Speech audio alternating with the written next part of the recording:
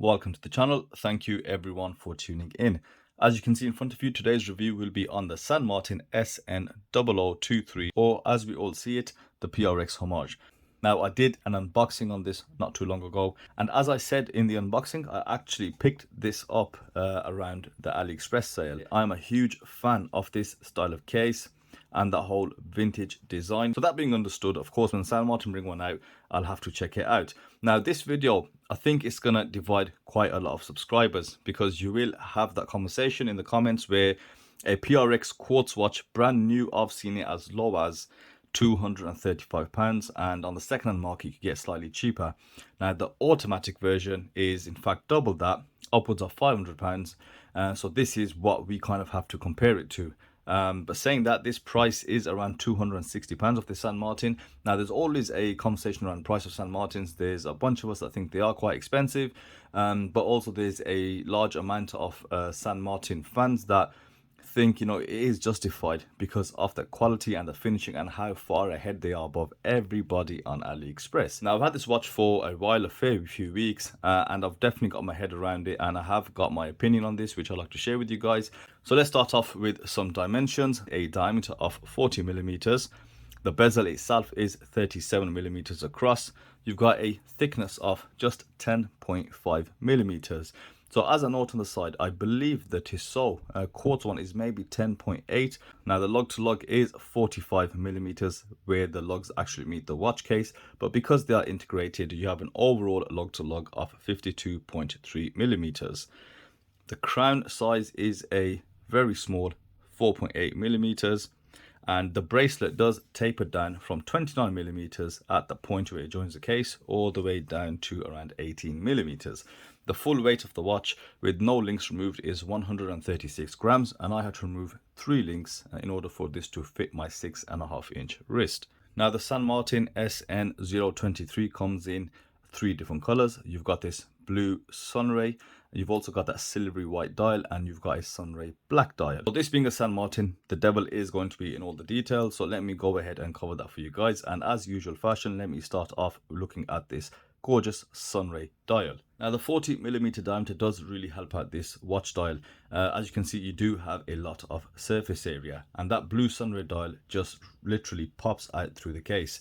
Now, this has got typical San Martin construction. You've got raised applied 3D hour markers in the shape of batons with a dual baton at the 12. Highly polished, well placed, and perfectly aligned as usual, with no visible imperfections to the naked eye. Below the 12, you'll have the hex San Martin logo. You've got a printed mini track in white, and above the 6, you've got in thick white text, automatic 100 meters or 330 foot. Now, I think this is where my first problem on the dial does start.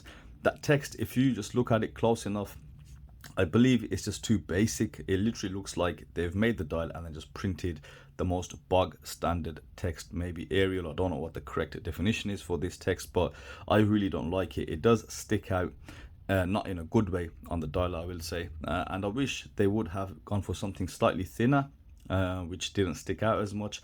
Maybe even a script font, that really would have helped this along.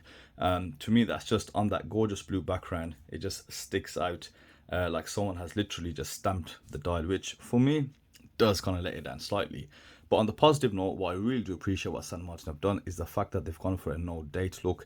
You know, as I find myself maturing through the hobby, I do prefer a lot of watches with no day or date complication, only if they help preserve the symmetry, where you've got the date at 6 sometimes in that tapered sort of date window, or even something like the Hamiltons where you've got the day and date across the 12. And, you know, just something which doesn't really affect all the hour markers and the symmetry of the dial. Now, moving on to the handset, usual San Martin quality finishing. You've got slightly chamfered polished baton hands.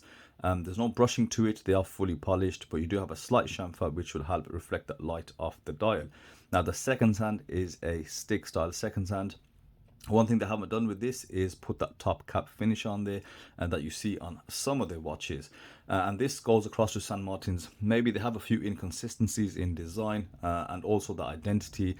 You know, if you're going to put it on a watch, maybe it's even cheaper, you've put it on, then definitely put it on watches where you kind of want that extra bit of money, because it just gives it that value add and it gives it a much nicer looking finish.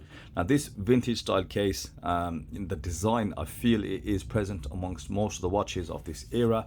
You do get that raised polished bezel against a very flat case. That for me is the appeal in this design.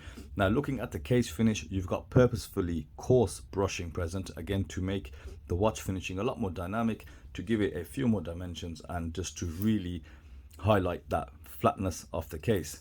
You do have multiple facets, very clean cut case, a lot of edges which are made prominent with that coarse linear brushing. Now along the sides of the case, this is one of my favorite features on many watch cases, is that polished chamfered edge, that highlight, which does break up all that brushing, and it gives the case some real definition. Now along the side of the case, you'll notice that crown, and one of my concerns with a crown this small was on how easy is it to actually use. But I can confirm, even with these thicker gloves on, that the crown, even though it's under 5mm, it is quite easy to operate and it screws in just fine, and there's no grittiness in the thread. Absolutely user friendly, no issues due to the size. Now the watch case on the side has been brushed in a much finer fashion, so it does really separate from the brushing that you see on the A face. And the crown also has the hex logo. Glad to see they have kind of made the branding uniform. Usually you'll find San Martin hex logo and maybe a shark on the side of the crown. Now let's turn the watch around, and you have just a plain case back, brushed in a circular fashion, and there's nothing more to it. But you can see those quick release spring bars which hold the bracelet to the case. It is a very nice touch, but I don't know what you can replace it with, so why would you want to remove the bracelet unless there's a type of strap at it that I don't know about. That coarse linear brushing is present all the way across the bracelet, and these are all solid links as per normal from San Martin. And along the tops of those links you can see these polished edges, which again, it's all about just gorgeous light play with these kind of bracelets. As you can see, with the articulation that you see present, that light flickering across just makes the watch look stunning, especially when you're on wrist and you do that good old-fashioned wrist roll. That reflection just makes the watch shimmer and appear a lot more luxurious and expensive than it actually is. Now let's go ahead, check out that Lume, because this watch does indeed have some. Now in the past I have been slightly disappointed with some of the Lume, but on this one I can confirm I am happy with the way the Lume is. I think there's enough Lume applied. You've got BGW9 application, bearing in mind the hour markers are quite thin, and this is not a dive watch. I don't expect super bright glowing Lume, and it is more than adequate with the lights off. You'll definitely see all the hour markers and they will last long enough. Nowhere near a diver, but you've got to adjust your expectations. Definitely more than adequate and definitely visible. Now let's look at the movement of the watch, and I will slightly compare it to the Powermatic 80. So this watch uses the Miyota 9015. Now that being said, it still has a ghost date position, so in line with keeping the watch dateless, that was great, but you still have a ghost position present, and when you take it out to position 1 you can actually still hear the wheel turning and clicking. I would have liked to see them use a purpose-built Miyota. I know there are Miyota movements out there, the same 9000 base, that actually do not have a date function. So maybe it was down to price, but it shouldn't be too much of an issue because the watch is again around £260. Now in comparison to the Powermatic 80, you can see the specs of the Miyota and the Powermatic 80. I've got them from Caliber Corner, so credit to them. Now the Miyota 9015 is a 24 joule movement. It beats at a high beat rate of 28,800 vibrations per hour, has a 42-hour power reserve, and a rated accuracy of -10 to around 30 seconds a day. Now the Powermatic 80 is an upgraded ETA 28242, which has been essentially detuned from a high beat movement to a 3 Hz 21,600 vibrations per hour movement, which gives you an increased power reserve with the help of a more efficient spring barrel. The thing with the Powermatic 80, it is rated at around ±15 seconds a day, so rating wise slightly more accurate than the Miyota. However, in real life both watches will be a lot more accurate. This particular one is running at -1 to 0 seconds a day on the time grapher, but again that's just a snapshot in the whole length of a day. Now The one thing with the Powermatic 80 is the fact that it does have no regulator. However, it is apparently laser regulated from factory. But you know, in terms of, you know, in the future, if you do have the watch for a long time, going about regulating it, I don't think it's that common for watchmakers to actually touch those movements. Not that it's impossible, definitely is doable, but again, you need an experienced watchmaker to help do that for you. So that's something definitely to consider if you are spending that £500 mark to get the Powermatic 80. I don't think this is worse than the Powermatic 80. It may be better in some instances if you class a high beat movement better than a lower beat. And 80-hour power reserve, to me, that means absolutely nothing. You know, if you have a collection, great, the watch will be running for a bit longer, so you can change it around. But again, it's just a case of winding, and there's no date complication, so you can set that watch. You can just wind it and go without having to set date, etc. Just set the time and you are good to go. Wrist shot for today, I am wearing a Seiko Save the Ocean Manta Ray Special Edition, and as you can see, it is a very blue day today. So here's the San Martin SN0023 on my 6.5-inch wrist. Now initially it appears to fit really well. You can see it is quite proportionate and it fits well within the confines of the wrist, and the bracelet and the case seem to wrap around.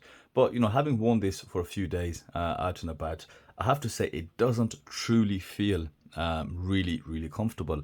There is something kind of awkward and stiff about the case. Of course, it is a very flat case, but due to that end link, which isn't very mobile, you do have a slight gap on either end of the watch case as you wear it on the wrist, so it never truly hugs you from the top down. Now, depending on how you size it, you'll get a good hug around the wrist from the bracelet. I had to remove 3 links from this bracelet to make it fit. But as I said, you know, day to day, it isn't a true comfortable watch. You know, and I think part of the reason is that 40mm diameter. Now I know Tissot have done that in 40mm, but that isn't to say that maybe that case size is slightly too large. And on that point also, I've looked at some pictures and videos of the Tissot, and I believe the Tissot actually has just a bit more play and a bit more movement in that link. Just the first link which attaches itself to the case, whereas the one on the San Martin, it is quite a bit stiff. There's actually no movement, and it would have greatly benefited if they got a way to actually allow that link here to drop down just slightly to give you a bit more of an angle. As you can see, look how straight that is, and on a 6.5-inch wrist that still comes under 53mm. So it will sit quite flat, and going back to the point where it isn't truly comfortable throughout the day. You know, it's got great presence on wrist, and I think that 40mm does really help that. However, I don't think it would have been wrong or incorrect for San Martin to actually step ahead of the curve and not only make it homage, but think ahead and think, you know what, let me make it 36 or 38mm. But in order to truly appreciate that 70s vintage aesthetic and look, you know, in comparison to something like that Seiko, this is amazingly comfortable on wrist. You hardly feel it is there. Let's get on to the summary. Let me give you a good list of my pros and cons. So pros, you know, of course, the finishing on the case is great. You have a very clean dial, you've got highly polished hands, the Miyota movement with a note date on the dial. The price, I'd say, is okay, and the movement is okay. Like I said, 260 is not too bad. I can find plenty of reasons to justify it. But moving on to the cons, when I looked at this a lot closer, having worn it for a few days, I find my list of cons starting to grow slightly. Now, some of them are, you know, actual non-subjective cons, and some are quite subjective on design, etc. So objectively, what is the matter with this? The case, I feel, is just too straight, and the lugs, as I mentioned earlier, just need to kind of bend a bit more. However, if it was a wrist of 7 inches and above, I'd say you'd have a perfect fit. Another thing is the ghost position in that movement. And one more thing which I didn't mention while I was reviewing the bracelet, but it's now time to mention it, is the fact that the case has no sharp edges. However, the bracelet is slightly rough on the sides. It does feel very gritty. So when you get your fingers and you know, go down the sides of the case, you just feel a lot of grittiness on the edges, on the corners of those links. And you know, this is where San Martin seem to miss a trick quite often, is they don't refine those edges of the bracelets. They don't give that finishing touch. They have done in the past, you know, that GS Diver Homage, one of the best bracelets going on AliExpress, hands down, and amongst a lot of watches out there. However, you know, this is where they're just kind of lacking attention. You can just see on the edge slightly unfinished. It would have helped if they deburred that edge and made it just a bit smoother in hand, but you can definitely feel grittiness from there. Now that's, you know, the objective out the way, and I can't think of further improvements. So let's look at the dial again. Now, the quartz version of the PRX uses a sunburst dial like this. However, the Powermatic 80, it's got the raised waffle dial, and that kind of completes this style of watch, I believe. Going back to the Seiko that I showed you, you've got a textured dial, and I know it is possible for San Martin to do that. So I think, again, to justify that extra price, the dial should definitely have been textured, even if it wasn't waffle, if it was something else. Even a linearly brushed dial, giving you the aluminium or steel look, similar to what Proxima did. I think that would have made this dial really, really stand out. The last one, I believe, and this is, again, my opinion, is the case back on the PRX Powermatic is actually see-through. Now, granted, they have decorated that movement slightly to make it quite appealing to look at, and in all honesty, the 9000 series Miyota movement doesn't look very nice at all. Just the rotad looks like an 8000 series. It is quite plain, and again, not that nice to look at, but a see-through case back would have been appreciated on this, and there's no reason not to have one because the water resistance is, again, only 100 meters. So it would have been definitely a nice touch. So that's where I stand with this watch. And these are the points which I really think you should consider before you consider purchasing this. So that's it for me today, guys. I hope you enjoyed that video, and I will see you on the next one.